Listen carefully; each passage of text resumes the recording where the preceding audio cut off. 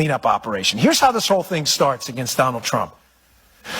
During the election, the Obama administration, which had done whatever it wants because the media is lost in this country, folks. There's no media.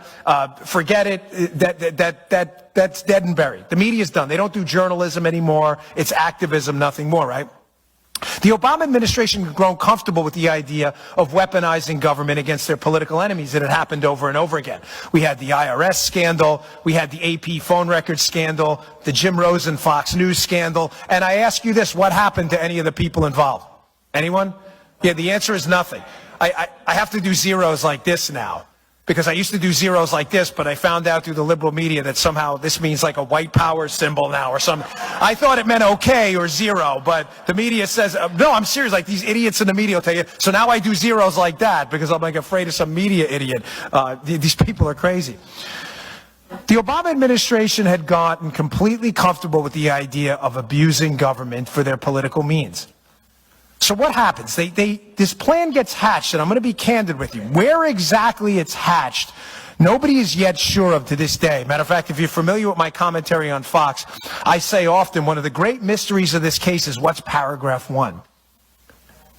Paragraph 1, what do I mean by that? When I was a federal agent, when you arrest someone, you have to do what's called an MR, a memorandum report. Paragraph 1 of that MR is always how the case started. I got a call from Jane Doe, bank fraud investigator, said this credit card number was stolen on April 14, 2015. I made a few calls, and the next thing you know, it's an 80-page report about this massive scheme. Paragraph 1, though, always lays it out. Always. Do you know to this day we still have no idea what paragraph 1, the why they started to spy on the Trump team was? Now, I get it. It was for political. I get that. But at some point, somebody, you have to understand, folks, had to put down on paper a semi-legitimate reason to start the most massive spying operation in a political campaign in U.S. history. Do you know nobody to this day will tell you what that is? I know what it is. So the first plan they do to hit the Trump team, folks, is they learn to manipulate these about queries in the NSA database. The NSA has a database of a whole boatload of information, metadata, texts, that kind of stuff. How it works is too complicated in the time I have. But what you can do is you can query that NSA system and you can get a whole lot of information. Well, what happens? This is plan A. This is how they're going to get the information. I hope, if I'm not following, please stop me, because this is important. The Obama administration figures out that through unmasking, in other words, wiretapping people, pretending they're targeting foreigners, and then querying information in this database, that they can get all the political opposition research in the world that they need against the Trump team. It's beautiful. No one's going to call them out. The media's on their side, right? But there's a good guy in this. There's a white hat. Somebody in the government sniffs this thing out. That's why I tell you, this wasn't plan A. This was the plan. They were going to unmask people, wiretap people, and they were going to query this NSA database and get all the information they needed about the Trump team. But somebody smells a problem, and he's not having it. And he's the white hat. He's the good guy in this story. And it's Mike Rogers of the NSA. Mike Rogers of the NSA senses that there's something wrong about these about queries. In other words, who's tapping into the database here and making political queries? Now, folks, some of you, I don't know your politics. I assume most of you are conservative, libertarian, or Republican, but that's fine either way. If you doubt any of what I'm telling you, just Google the FISA Intelligence Surveillance Court, their report on about queries.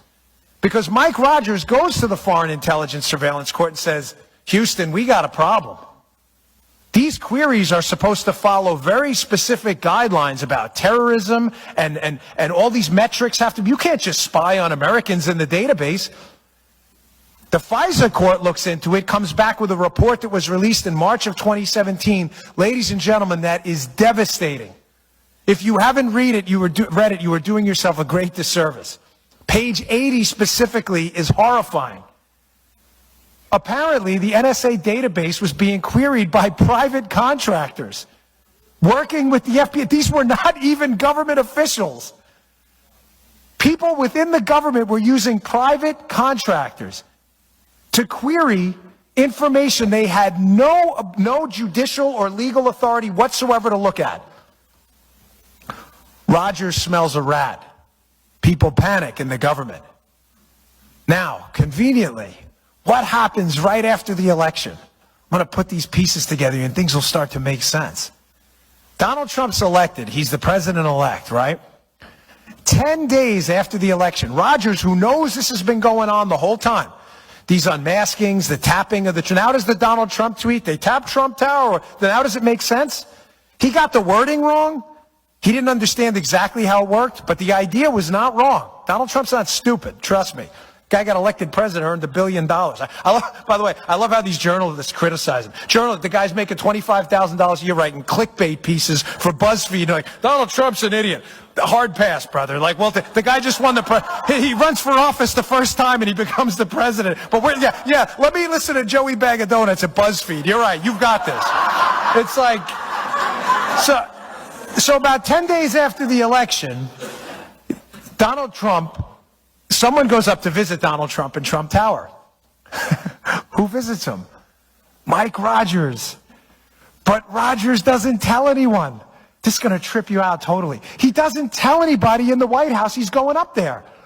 He visits Trump in Trump Tower, conveniently 10 days after the election, which from my experience in the Secret Service is just enough time for them to go up to Trump Tower, WACA, the White House Communications Agency, for the president-elect, and set up a SCIF where they can talk privately, a sensitive, compartmentalized information facility. In other words, a place where no one can listen in.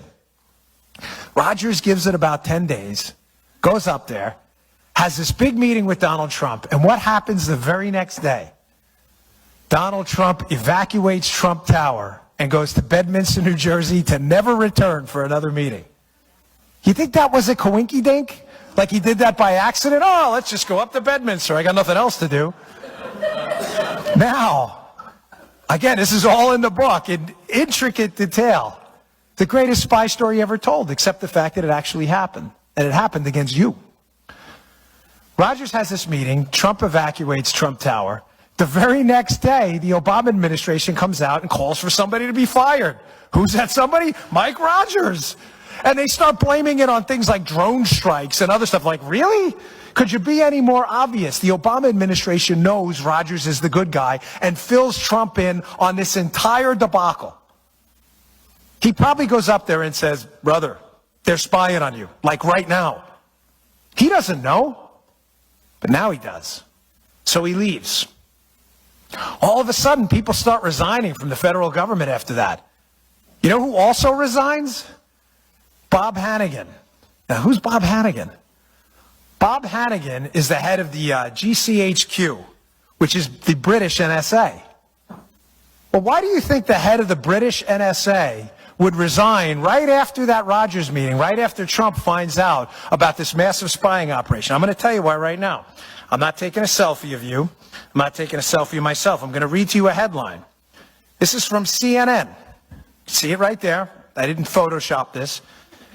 April 14th, 2017. Remember who Bob Hannigan is. He's the head of the British NSA. British intelligence passed Trump associates' communications with Russians on to U.S. counterparts. You think I'm making this up? That's CNN. I didn't write it. They wrote that. So not only is the United States government in Plan A weaponizing its intelligence community to listen in and computer search the Trump team to hurt them during the campaign for political oppo, they're working with the British and the Australians to pass information about the Trump team onto the Obama administration. Don't take it from me. Take it from CNN.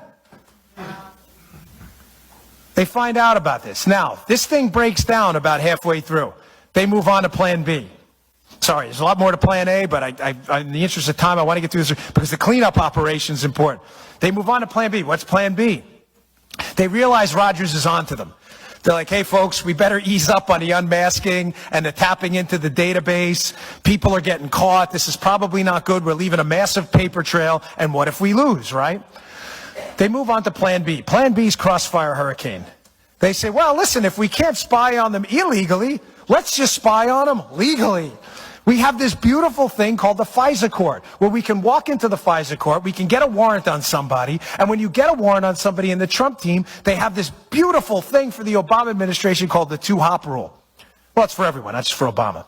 Meaning, if I spy on you, and you're a member of the Trump team, I can hop to everybody you emailed, and then everybody they emailed. So basically, all I need to do is get a FISA warrant on the guy cleaning the floors in Trump Tower, and I've got everyone. Because if he emailed his boss and his boss emailed Don Jr., I get everybody. Beautiful, right? Not really. Because they were stupid. They were dumb. And they screwed up. The problem with the FISA court, unlike the unmaskings and the tapping into the database, is they had to produce actual evidence in front of a judge.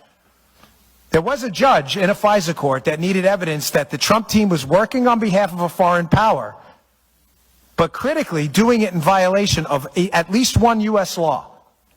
Folks, they had nothing. They had zero. Do you understand they, to this day, have absolutely zero? Zero. Remember, don't do it one hand. It's a big mistake. Media people, you'll be a white power person after that. You always do it that way. They had zero evidence at all. The funny thing, I'm only half kidding. That's how worried I am about the media. They're so crazy these days, right? They had nothing on collusion. Nothing. Zero. So what does the FBI and the State Department and the DOJ do? They say, well, we don't really have any evidence. Let's just make it up. We've got this guy we worked with in the past, this guy Christopher Steele. Now I'm going to do this. I'm not taking a selfie again. I'm not taking a picture of you. Don't you worry. I'm going to read to you another headline. You need to write this down because this one's going to blow your mind. Any of you read the dossier? You haven't, right? Not many people have. You should. If you haven't read the dossier, don't you worry. Because the dossier was already written back on April 17th of 2007. You're like, what do you mean? I don't get it. Even 2017, right? No. I didn't get that wrong. It's written right here in the Wall Street Journal on April 17th, 2007. Who's the author of this critical Wall Street Journal piece? Glenn Simpson and Mary Jacoby, his wife. Glenn Simpson, the purveyor of Fusion GPS. The article is called, How Lobbyists Help Ex-Soviets Woo Washington. Folks, I dare you to take a moment and read that piece. Put it next to the dossier. It's the same thing. It's the same thing. It's the same story. It was written 11 years ago. Glenn Simpson clearly had this information about Russian influence in Washington. He wrote 10 years ago. Read the names in the article. You know who appears in this article? Paul Manafort, all of these players. So what likely happened after Plan A collapses is they say, listen, let's go to the FISA court and do this legally, but we need evidence. We don't have evidence. Don't worry. Hillary Clinton's got a guy at Fusion GPS, says he's got a story to tell. Ladies and gentlemen, Glenn Simpson took his Wall Street Journal piece like it was a movie script, scratched out the names, put Donald Trump's name in there and said, look, I got a story for you guys. It's all BS. The whole dossier is crap. Read the article. It's a movie script they recycled. It's a fairy tale. It's an Aesop's fable. It's made up. It's a scam. There is not a scintilla of evidence that it's true. Now, the big question on Plan B till I move to the mop-up operation, Plan C. Now they're in trouble. They're in a lot of trouble because they realize the dossier in and of itself is crap. And a lot of people at the Bureau know it. They need to buttress it with some stuff to make it a little harder. Now's where the Michael Cohen story comes in, Trump's lawyer. In the dossier is a very specific allegation, right? That Michael Cohen, Trump's lawyer, went over to Prague to set up this whole information exchange with the Russians, right? Well, what's the problem? Michael Cohen had never been to Prague, and his passport proved it. Where do you think they got that name, Michael Cohen? You're darn right. They probably were in that NSA database looking up a Michael Cohen, and they got the wrong guy. I know there's only one Dan Bongino. I can tell you for sure there are a whole lot of Michael Cohens. Are you right? John Smith, John Brown, Cohen, these are common last names. They got the wrong Michael Cohen. So now you should be asking yourself, who the heck was Glenn Simpson dealing with in the government that gave him that name? And how did they get it? Plan B falls apart too. Plan B falls apart because something happens in November. Donald Trump wins. Nobody, I'm telling you, take it to the bank, cash this check, and spend the money. Nobody saw that coming. No one. Everybody thought Hillary Clinton was going to get in. This was all going to go away. They were going to appoint their own attorney general, probably John Brennan, and this story is never, ever to see the light of day, not in their lifetimes. But make no mistake, they know what they did. They all know what they did. Every single one of them. So they have to move on to Plan C. Plan C, I call it clean up on aisle 4. Now they're in trouble. They know they've got white hats in the government. I know one of them right now that's still in the FBI. That's unquestionably cooperating with this investigation if you know how to read the tea leaves. And if you read the book, you'll figure out who it is. People start cooperating and talking, and now people are panicking. Now does John Brennan's meltdown after the election make sense? He's the head of the intelligence community who, again, another thing for you to Google, but it's all in the book again. Who do you think John Brennan met with right before the election at the, quote, director level as reported on by multiple media outlets? Bob Hannigan, the same guy from the British intelligence agency that quits right after Trump's election. He quits 10 days after and doesn't tell anybody about it. He says, oh, I'm leaving for family reasons. What do you mean? You related to Donald Trump? What do you mean family reasons? Family reasons, you're leaving because Donald Trump got elected. Who also quits? John Carlin. Who's John Carlin? He's the head of the Department of Justice National Security Division, the final division in the Department of Justice to put their John Hancock on the FISA warrant. He quits right after the election.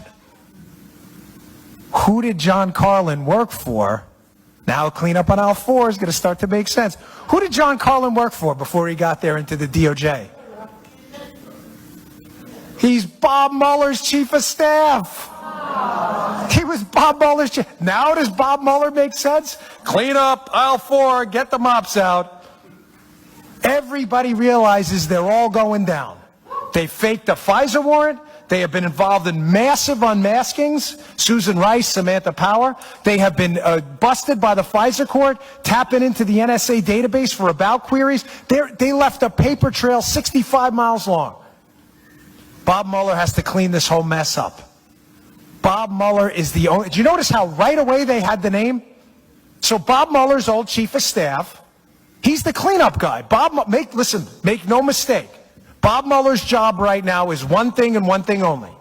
Keep the heat on Donald Trump relentlessly for anything. Jaywalking, ripping off mattress tags, combing his hair the wrong way.